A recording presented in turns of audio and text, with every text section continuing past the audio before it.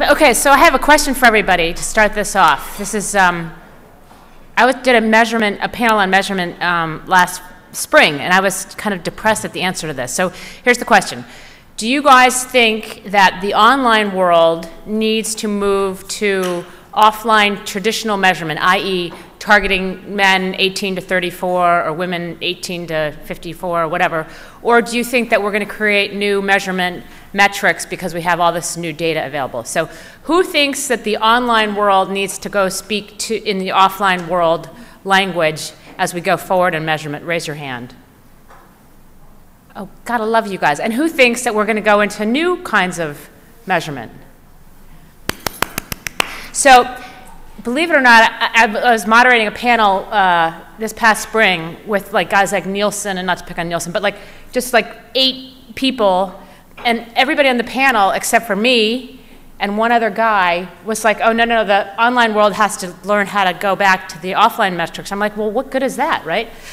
So that was kind of depressing. So this is already a much better audience in that regard. So I'm going to talk a little bit today about measurement, and we think this is really the next wave coming in this sort of whole ad tech ecosystem, and it's the topic that we hear the most interest in, the most focus on, and I think that is a representative of sort of where we are in terms of the ad tech ecosystem, that we're actually ready to really sort of peel the onion one more layer and really figure out, what we're measuring here. So we'll talk a little bit about the role of M&A, also the role that M&A has played in measurement, and what we see. So with that, our big theme out there right now that we've sort of been on the soapbox since the summer is really the vulnerability of traditional industry leaders and the opportunity for new emerging leadership out there. So if you are sort of a traditional industry leader, like an ad agency or a media company or anybody that we like to pick on, you're really vulnerable out there. Why? Because people are doing it better, faster, cheaper than ever before. What it is can be defined in a whole bunch of different ways. So this past summer, we gave a speech and we looked at social versus traditional media. We looked at e-commerce versus retail, and we looked at traditional advertising versus ad tech, and kind of laid out sort of where we are in each one of those and why we got to where we are, and then really talked about the vulnerability of the industry leaders. Here in the measurement world, I think the same challenge holds for people like WPP and Nielsen and the traditional guys, and I think that we're sort of at this turning point where you're going to have a whole lot of sexy, innovative, niche measurement companies that are going to start really coming out of the woodwork here, and the question is, who the buyer is going to be for those capabilities, and therefore who are the next generation market leaders. So the world is changing, and we think it's really a time, again, depending on where you are, if your glass is half empty because you're a traditional industry leader, or half full because you're an innovator in the world. So if you just think about how far we've come in the last 10 years, it's pretty amazing, right?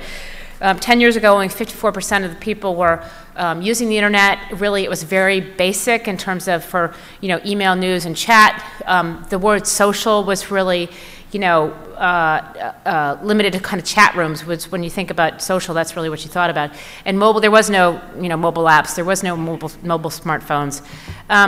And if you look similarly at the online advertising world, it was pretty undeveloped, right? So $7.1 billion in 2001. Now, interestingly enough, that is bigger than both outdoor advertising and the cable advertising market at the time, but still very small compared to today. And most importantly, really quite immature when you think about, it wasn't a world that needed measurement because we didn't really know what we were doing. We're just sort of walking. We weren't running on the internet yet. So very, very basic and no need for any kind of measurement. So when you think about, well, what were people doing? People were spending, millions and millions of dollars really to fuel offline spending, and whether that be mall intercepts, whether it be focus groups, whether that be the guy calling you over dinner about, let me ask you this quick survey. Very, very manual intensive and very sort of people oriented, very little technology from a historical perspective. But probably most importantly, it did sort of set the foundation for now the way that we think about measurement today, and hopefully we'll go beyond that, which is the reason for my question to start this off. So quickly what happened was the web really did develop scale, and the use cases began to change. And when you think about today, if you put internet and mobile together, really we're very close to equaling the time spent on TV, and probably more importantly, if you think about the younger demographic, you know, that would even be skewed much more towards internet and mobile. So you've had sort of a doubling of the online penetration. You've had this broad expansion in terms of the use of the internet. And so we're at a very, very different place where we're now able to say, okay, we can think about you know, starting to think through measurement. Now, in the context of that, you know, we have to think about, you know, well, what's the consumer doing? Because after all, the difference between thinking about old measurement technologies in terms of, you know, focus groups or in terms of, you know, people calling you over dinner is now the consumer really is in charge, right? And so the consumer's in charge, and you gotta talk the talk, you gotta walk the walk, you gotta be where the consumer is. And whether that's, you know, with the introduction of the smartphone, whether that's with the whole social networking, or whether that's the growth in e-commerce, you know, you really, when you think about measuring consumer behavior, you've got to sort of be where they are.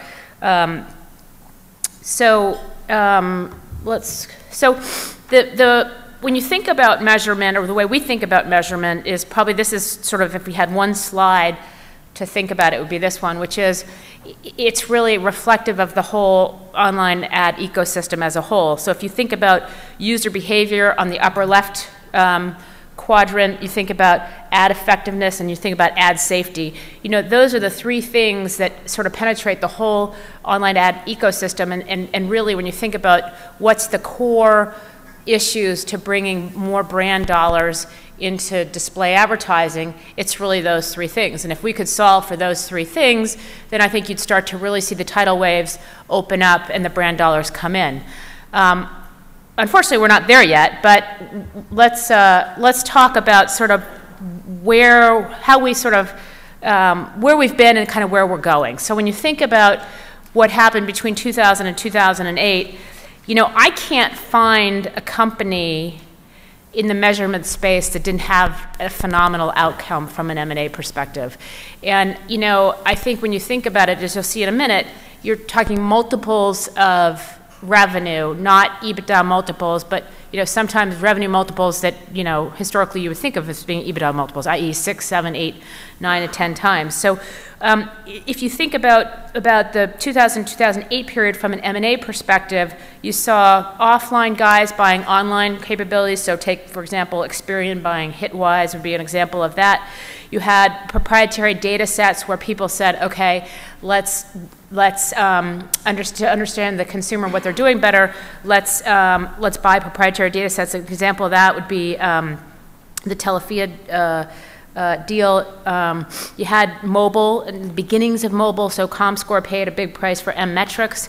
So when you look across this whole sort of gamut, whether it be, you know, Symphony, whether it be Compete, M-Metrics, Hitwise, Telefia with Nielsen, all of these had terrific outcomes. And, you know, really the one thing to think about is we are going to have sort of the equivalent examples of companies in the new world, just like we had in these guys, and you're going to see the same kind of multiples, probably even higher, because the stakes are higher, because the accuracy and the effectiveness is higher in sort of today's online world than it was back here. But you know, through a period of, in this case, 8 years, and then bringing it closer to today, again, you've just had a consistent, mainly it's also supply and demand, that, you know, once you know, it's not like if you didn't buy Compete, you know, there wasn't 5 other Competes out there to buy.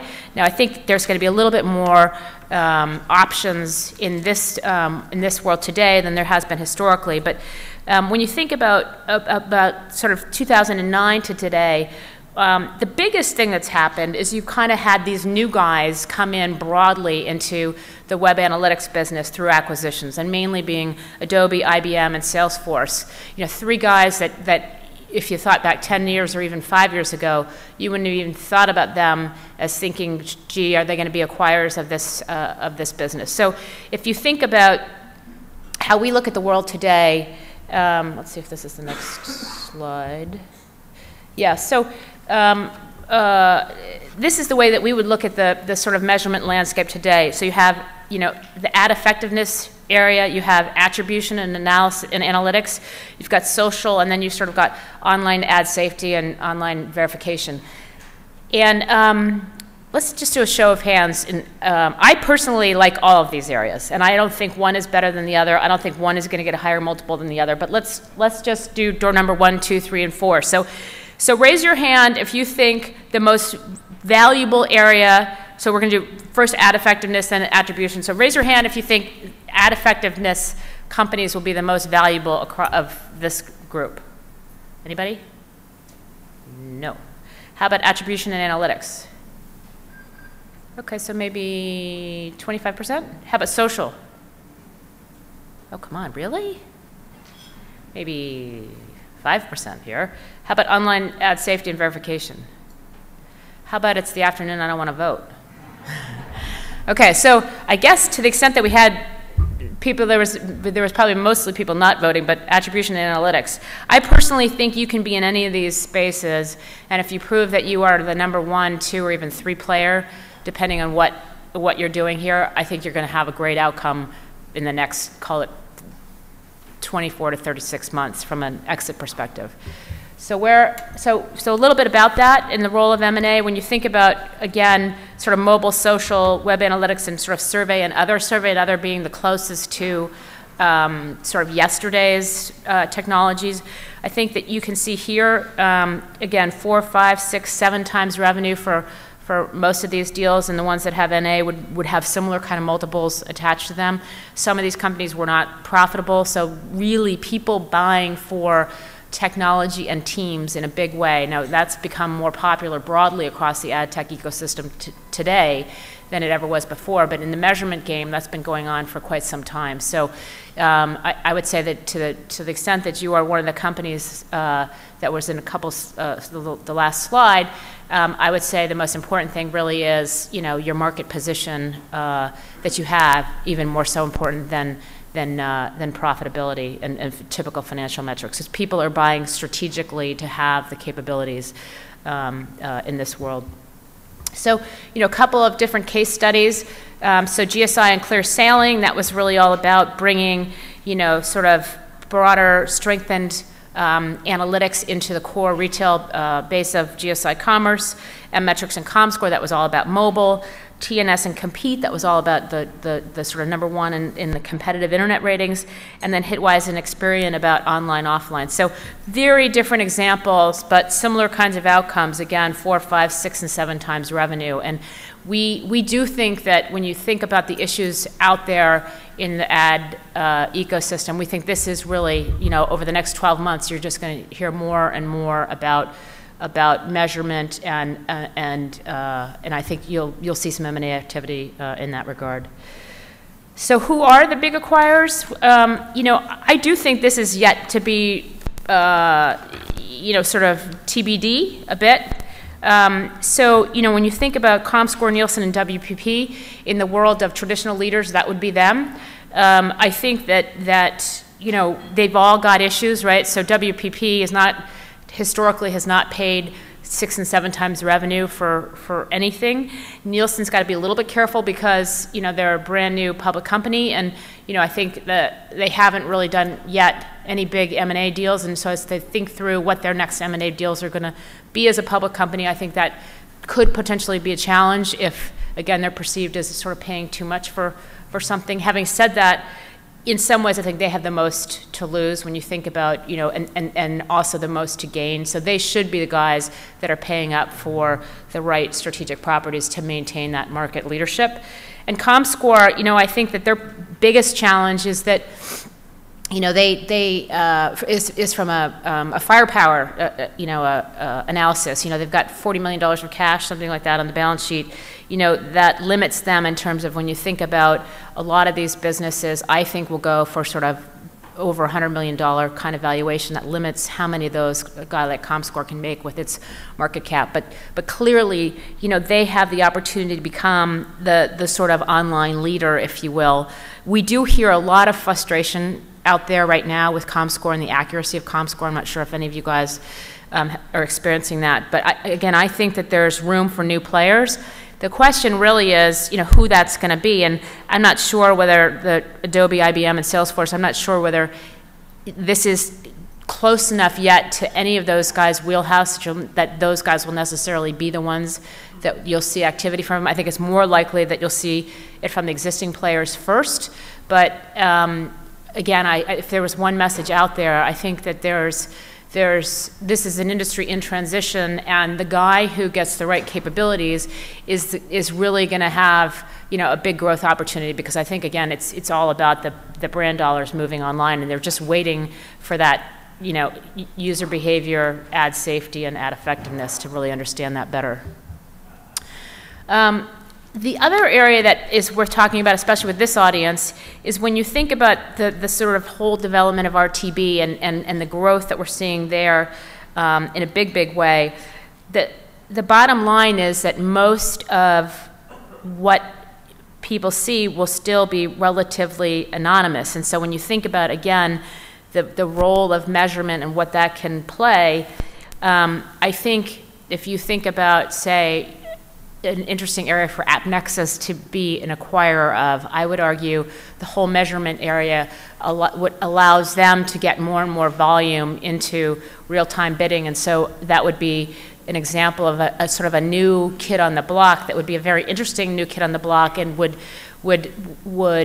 be able to sort of change its own business, change the behavior of a lot of people broadly. And so I think there's those kinds of market-moving kinds of opportunities when you think about it that measurement enables if somebody like that decides to get into the game.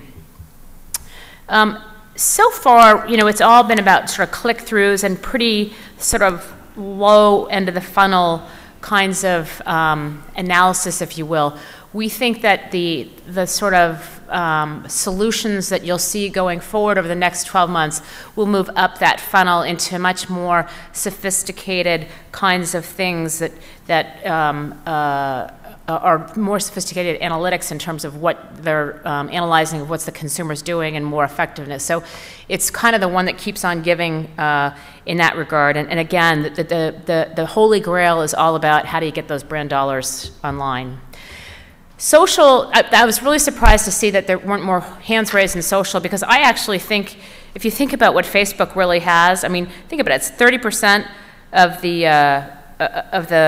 the traffic in terms of the internet right now, and you know, look at this Coke example being one where brands are going right directly to consumers in a very effective way, and I believe that if I had to pick, you know, I think social would be much higher up than it seems like what the hands raised here, and I think you'll see people getting social measurement, social monitoring, social, all that. I think, meaning that the big companies, I think, will see that as a logical place that, gee, if I add that capability to my arsenal, it's logical that I'll get smarter about social in the meantime, and it's logical that that is really, you know, how to create your most highly targeted audience. So we're big believers in sort of the ability of social to change the advertising game, and again, the importance of measuring social behavior in that regard.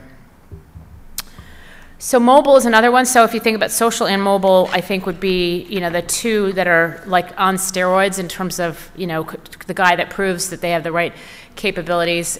We've had a lot of interest in mobile over the past few months from a buyer's perspective. I think people are still sort of figuring it out, but everybody sees that's the next wave that's coming. And I think when you think about what people can do with a phone today, you know, it's got an amazing amount of unique opportunities from an advertising perspective, and I don't think we're going back. I think we're just moving forward towards the mobile device. And interestingly enough, if you look over on the right-hand side and you look at haven't measured or don't know, right, over 50% of the campaigns don't have any kind of measurement. And that was a big thing that we've heard out there. So if you can be the guy that brings effective measurement into the mobile device, I think, again, you're going to be a huge winner out there with a lot of growth opportunity.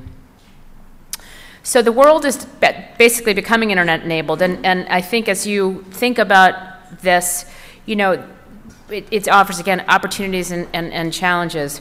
I would say that the whole sort of promise of ROI, and again, if you think about measurement, kind of goes across all of that. So if you can think through, okay, well, here's where we are with tablets, for example, today, and kind of where we might be going with TV, and then who knows, maybe even internet-enabled cars. You know, it's I think measurement and cross-channel measurement would be another theme that we would highlight in that regard. So again, it's all about the user, where the user is, and mobile and social, I think, leading the way. So if we had a couple things to leave today, it would be that those two areas are from a measurement perspective, are sort of the holy grail in terms of moving the ad dollars in a big way. So our advice to the private companies, you know, I think it would be that there really is an unprecedented opportunity today for future market leadership, and you know, staying focused in terms of what your differentiated capabilities are, and trying to really be the number 1 or 2 player with those capabilities. I think buyers will pay for that. They will pay for, and are paying for, experienced teams and market leaders, and you know, scale to some degree, but even more importantly, case studies, I think, really make a big difference. And then lastly, really try to think out of the box in terms of, you know, we do believe that there's going to be new buyers emerging with new market leadership. And again, IBM, Adobe, and Salesforce being an example of that. From a public company perspective, you know, again, vulnerability would be our big theme. We have a presentation on the website that I mentioned earlier on our website about the sort of vulnerability of traditional industry leaders out there, and I do think that for the Nielsens and the WPPs of the world, I think it's more important than ever to really stay close to the innovators and figure out nothing is going to be cheap. So to really figure out where to play those cards and how, and really to watch out for this disruptive business models, because I think the world is changing. And then finally, for the VC and private equity world, in terms of this area, you know, I think jump in, the water's fine. Again, I can't think of, and be happy to hear of anybody else's ideas, I can't think of a company that for the last, call it 10 years, that really hasn't had a good exit if they had built themselves up to being, you know, the number 1 or 2 player in measurement in any form, right? Whether that be mobile, whether that be cable, whether that doesn't really matter. If you've proven yourself to be a leader, you, I think it's the closest that I can think of to really having almost a perfect track record for exit strategies. I do think that one thing that people aren't paying enough attention to is we did this whole digital New York ecosystem. So if you guys haven't heard of it, and if you go to www.gridley, G-R-I-D-L-E-Y, digitalny.com, we laid out the whole private company, public company, and VC and private equity world across the digital New York ecosystem. And one of the slides in the highlights section shows the number of the biggest M&A deals over the past, since the beginning of 2007. There's only been 10 M&A transactions of New York targets, digital targets, that greater than $100 million. So when you think about the dollars going in, you know, it's tough to get a $250 million plus exit. It's if only 10 companies have had it, it's in the past 4 years of over $100 million. You know, I think you really got to, if you're putting the big dollars behind the company, you really got to believe that that's the next ComScore Nielsen. It's a lot easier to sell these companies in this sort of $75 to $150 million range, and I would argue probably a better bang for the buck when you think historically. And then the last thing would be the same thing as to the private companies, is really look for new strategic buyers to emerge out there. There are different ways of thinking about things, and I think that's important. So that's it from my perspective. Oops. Happy to take any quick questions or not. Any questions?